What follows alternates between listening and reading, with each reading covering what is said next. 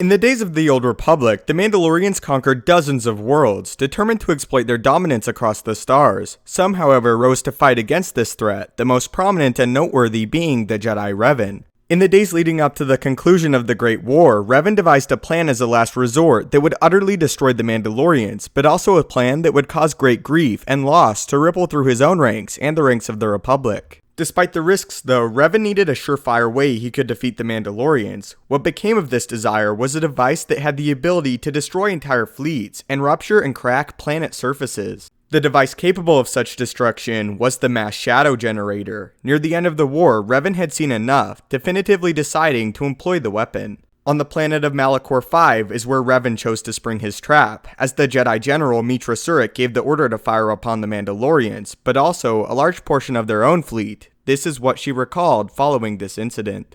I remember standing on the bridge with you and watching the destruction of the Republic, watching ships full of soldiers and Jedi burn and die. I remember the look you had when you turned to me. It was the longest you'd ever looked at me. You didn't say anything, just a nod. Events moved quickly then, even in my dreams. Flashes, explosions, you falling. I could feel the pain around me, and then the memory. The drifting hulks of Mandalorian ships, the dead allies, friends, strangers, and then the echo, lingering, the sound I awakened to in my nightmares. Does anyone deserve the Mandalorians' fate? Even some of their conquered worlds fared better. End quote. But amongst all this bloodshed and death, new life was given to someone who felt they had lost theirs. A new, terrible, dark life that would plague the galaxy for decades to follow. The man who one day would become the Sith Lord Darth Nihilus had lost everything in the Mandalorian Wars, until he reached the point where all he craved was death. This man witnessed the mass shadow generator activate that day on Malachor V, and what should have killed him transformed him into something that could not be killed, and something more powerful than the Jedi or Sith had ever seen before. After the mass shadow generator had done its work, those unlucky enough to have survived were trapped on the planet of Malachor V. The man who would be one day known as Nihilus was amongst these survivors. The man experienced great pain as his sorrows literally poured out of his body and became physical, corrupting him. The man also became very sick as his life began to float away. Desperate, the man discovered he could pull the life energy out of others as he made his way around to other survivors, tearing their very souls from within in an attempt to strengthen his own.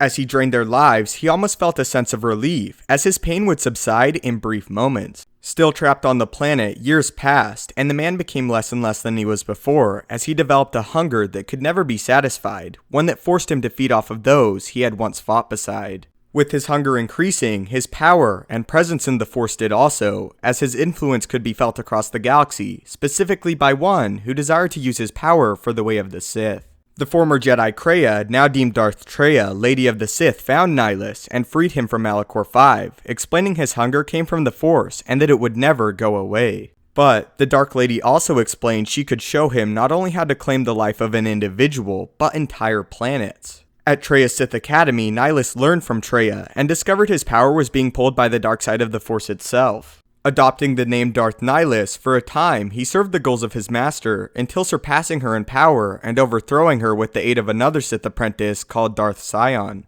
After severing Traya's connection to the Force, Nihilus continued, feeding off of entire planets, moving to the edge of known space to fulfill his dark deeds. Each time Nihilus destroyed a planet, he felt immense power flow through him, but he could also feel pain. He felt the pain of his body begin to erode.